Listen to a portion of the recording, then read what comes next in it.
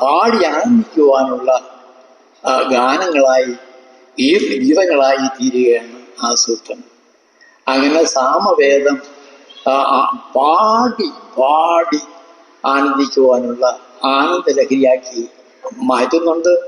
അതും ഓങ്കാരം എന്ന് പറയുന്ന പ്രണവത്തിൻ്റെ ആ തരത്തിലുള്ള വിശദീകരണമാണ് എന്ന് അറിയാൻ കഴിയും. അടുത്ത അസ്രവവേദം വരുന്നു.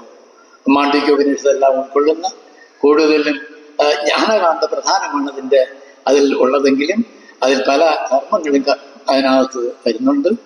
അതിൽ എല്ലാ തരത്തിലുള്ള കർമ്മങ്ങളും വരുന്നുണ്ട്. അതിനെ നാലാമത്തേതെന്ന് മാറ്റുകയും കുറേ കാലം അതിന് വേദങ്ങളുടെ ലോകത്ത് നിന്ന് തള്ളപ്പെടുകയൊക്കെ ചെയ്തിട്ടുണ്ട്. ആ ചരിത്രപരമായ കാര്യങ്ങളിലേക്കൊന്നും ഞാൻ പോകുന്നില്ല. ഈ പ്രണവത്തിൻ്റെ മാഹാത്മ്യം പറയാൻ ഇത്രയും പറഞ്ഞതേ ഉള്ളൂ. അത് ഉച്ചരിച്ചു കൊണ്ട് പറയുന്നു, അന്നം അന്നം ബ്രഹ്മമാണ്. അതുപോലെ ശ്രോത്രം മനസ്സ് ബ്രഹ്മം എന്ന് പറയുമ്പോൾ ആ പുത്രൻ ഈ ശബ്ദം കേട്ടിടന്ന് സമാധാനപ്പെട്ട് ഞാൻ അറിഞ്ഞവനായി എന്ന് നടിക്കുന്നില്ല. എനിക്ക് അനുഭവമായില്ലല്ലോ, പിതാവ് എന്നെ ഉപദേശിച്ചല്ലോ, അത് എന്താണെന്നറിയണം, അതിന് തപസ്സനുഷ്ഠിക്കണമെന്ന് എൻ്റെ ആവശ്യകത വന്നു. തപസ്സനുഷ്ഠിച്ചു. ഈ അച്ഛൻ്റെ ഉപദേശം അനുസരിച്ച് മകൻ തപസ്സനുഷ്ഠിച്ചു. തപസ് അനുഷ്ഠിച്ചിട്ട് എന്ത് പറഞ്ഞു? ആ അനുഭവം പറയുകയാണ്, അച്ഛാ, അന്നം ബ്രഹ്മേതി വിജാനാത് അന്നാദേവ ഖലുമാനി ഭൂതാനി ജായന്തേ അന്നേന ജാതാനി ജീവന്തി അന്നം പ്രയന്ത്യപി സംവിശന്തി താസ്വിജ്ഞായ പുനരേവ വരുണം പിതരമുപസസാര അതീഹി ഭഗവോ ബ്രഹ്മേരി തംഭോവാച തവസ ബ്രഹ്മ വിജിജ്ഞാസസ്വ തവോ ബ്രഹ്മേരി സ തപോ അപ്യത സ തപസ്തപ്ത. അന്നമാണ് ബ്രഹ്മം എന്ന് മനസ്സിലാക്കി. അന്നത്തിൽ നിന്ന് തന്നെയാണ് എല്ലാ ജീവജാലങ്ങളും ജനിക്കുന്നത്. ജനിച്ചവയെല്ലാം അന്നം കൊണ്ട് ജീവിക്കുന്നു. അന്നത്തിൽ തന്നെ അവയെല്ലാം അവസാനം വിലയിക്കുന്നു. അച്ഛൻ പറഞ്ഞത് അതേ കാര്യം തന്നെ. ബ്രഹ്മജ്ഞാനത്തിന്റെ സ്ഥാനത്ത് എങ്ങനെയാണെന്നുള്ള മകന്റെ തപസ്സനുഷ്ഠിച്ചിട്ടുള്ള അനുഭവം ഞാനും പറയുമ്പോൾ ആ ക്രമത്തിന് തന്നെ പറയുന്നു.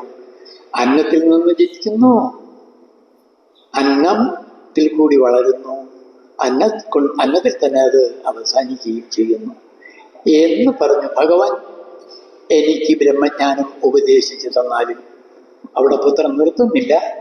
അന്നം പ്രാണൻ എന്നൊക്കെ അച്ഛൻ പറഞ്ഞില്ല.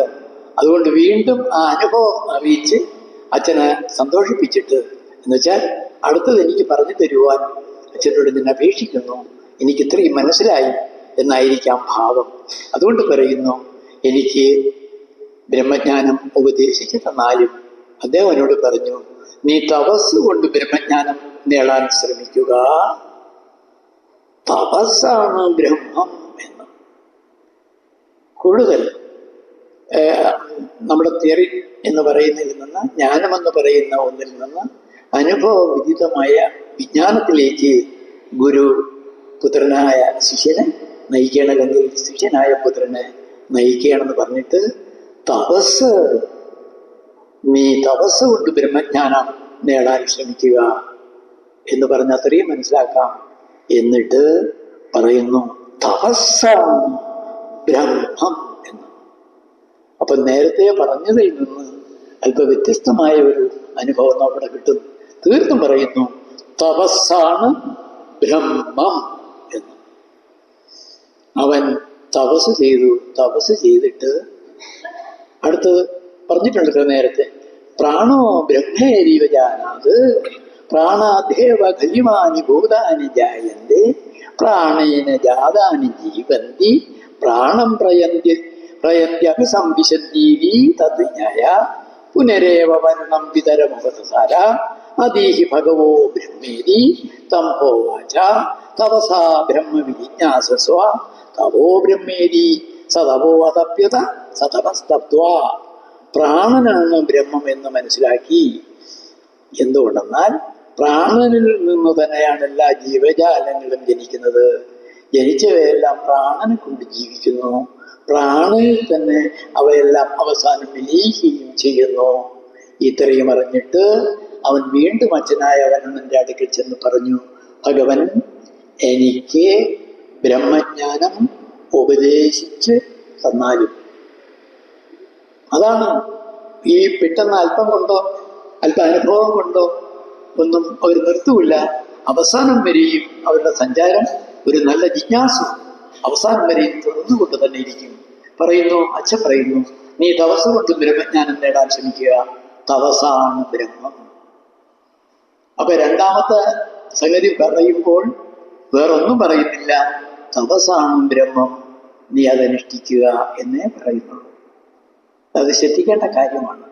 മനോബ്രഹ്മേരി വിജാനാത് മനസോഹ്യവധീമാനി ഭൂതാനി ജായന്തെ മനസാജാതാനി ജീവന്തി മനപ്രയന്ത്യപി സംവിശന്തീരി തദ്ജ്ഞായ പുനരേവ വരുണം വിതരമുപസാര നദീ ഭഗവോ ബ്രഹ്മേരി തമ്പോവാച തപസാ ബ്രഹ്മ വിജിജ്ഞാസസ്വ തപോ ബ്രഹ്മേരി സതപോ അതപ്യത സതപസ്തപ്ത്വ. മനസ്സാണ് ബ്രഹ്മം എന്ന് മനസ്സിലാക്കി കുറെ കൂടി സൂക്ഷ്മമായ തലങ്ങളിലേക്ക് പോവുകയാണ്. മനസ്സിൽ നിന്ന് തന്നെയാണ് എല്ലാ ജീവജാലങ്ങളും ജനിക്കുന്നത്. നമുക്ക് ഊഹിക്കാം. ഏതൊരു സൃഷ്ടിക്ക് മുമ്പും ആ മനസ്സിലൊരു സങ്കല്പം ഉണ്ടാകേണ്ടയോ, ഇതൊക്കെ നമുക്ക് അത് ചിന്തിച്ചാൽ നമുക്ക് മനസ്സിലാകുന്നുണ്ട്. വ്യക്തി അതിലേക്ക് ഞാൻ പോകുന്നില്ല, എല്ലാവർക്കും ചിന്തിക്കാവുന്നതല്ലേ. ജനിച്ചവരെല്ലാം മനസ്സുകൊണ്ട് തന്നെ ജീവിക്കുന്നു. മനസ്സിൽ തന്നെ അവയെല്ലാം വിലയിക്കുകയും ചെയ്യുന്നു. ഇത്രയും അറിഞ്ഞിട്ട് അവൻ വീണ്ടും അച്ഛനായ കർണന്റെ അടുക്കൽ ചെന്ന് പറഞ്ഞു, ഭഗവൻ എനിക്ക് ബ്രഹ്മജ്ഞാനം ഉപദേശിച്ചു തന്നാലും. അദ്ദേഹം അവനോട് പറഞ്ഞു, നീ തപസ് കൊണ്ട് ബ്രഹ്മജ്ഞാനം നേടാൻ ശ്രമിക്കുക. തപസ്സാണ് ബ്രഹ്മം. നമ്മൾ ശ്രദ്ധിക്കേണ്ട ഒരു കാര്യമാണ്. തപസ് തപസ് തപസ് തപസ് തപസ് തപസ് അത് കോൺസ്റ്റന്റായി പോവുകയാണ്. അതിന് മുറിവില്ല. മറ്റു കാര്യങ്ങൾ ഇങ്ങനെ അന്നം പ്രാണം മനസ്സ് ഇങ്ങനെയൊക്കെ വരുന്നുണ്ട്. ആ തപസ്സിന് മുറിവില്ല. അത് ശ്രദ്ധിക്കണം. നീ തപസ് കൊണ്ട് ബ്രഹ്മജ്ഞാനം നേടാൻ ശ്രമിക്കുക. തപസ്സാണ് ബ്രഹ്മം. അവൻ തപസ് ചെയ്തിട്ട് വിജ്ഞാനം ബ്രഹ്മേതി വിജ്ഞാനാത് വിജ്ഞാനാദേവ ഖനിമാനി ഭൂതാനി ജായന്തെ വിജ്ഞാനേന ജാതാനി ജീവന്തി വിജ്ഞാനം പ്രയന്ത്യഭിസന്ധീതി തദ്വിജ്ഞായ പുനരേവ വരുണം വിതരമുപസാര നദീ ഭഗവോ ബ്രഹ്മേരി തം ഹോവാച തപസാ ബ്രഹ്മ വിജിജ്ഞാസസ്വ തവോ ബ്രഹ്മേരി സതവോ അതപ്യത സതപസ്തപ്ത്വ. വിജ്ഞാനമാണ് ബ്രഹ്മം എന്ന് മനസ്സിലാക്കി. എന്തുകൊണ്ടെന്നാൽ വിജ്ഞാനത്തിൽ നിന്ന് തന്നെയാണ് എല്ലാ ജീവജാലങ്ങളും ജനിക്കുന്നത്. ജനിച്ചവയെല്ലാം വിജ്ഞാനം കൊണ്ട് തന്നെ ജീവിക്കുന്നു. വിജ്ഞാനത്തിൽ തന്നെ അവയെല്ലാം അവസാനം വിജയിക്കുകയും ചെയ്യുന്നു. ഇത്രയും അറിഞ്ഞിട്ട് അവൻ വീണ്ടും അച്ഛനായ വർണ്ണന്റെ അടുത്ത് ചെന്നിട്ട് പറഞ്ഞു, ഭഗവൻ എനിക്ക് ബ്രഹ്മജ്ഞാനം ഉപദേശിച്ചു തന്നാലും. അദ്ദേഹം അവനോട് പറഞ്ഞു, നീ തപസ് കൊണ്ട് ബ്രഹ്മജ്ഞാനം നേടുക. തപസ്സാണ് ബ്രഹ്മം. അവൻ തപസ് ചെയ്തിട്ട് നോക്കണം. മോനും ചില്ലറക്കാരനുണ്ട്. മോനും ഇത് മാത്രമേ ചോദിക്കുന്നുള്ളൂ, എനിക്ക് ബ്രഹ്മജ്ഞാനം ഉപദേശിച്ചു തന്നാലും. അച്ഛനും അത് പറയുന്നു, നീ തപസ് ചെയ്യുക. ബ്രഹ്മജ്ഞാനം തപസ് എന്നുള്ളത് മുറിവില്ലാതെ നീങ്ങിക്കൊണ്ടിരിക്കുന്നു. അത് നമുക്കും എപ്പോഴും സ്വീകാര്യമാണ്. ഈ വിഭാഗം നിർത്തുന്നു. ഇനി ഗുരുവിന്റെ വാക്കുകൾ കേൾക്കാൻ പോകും.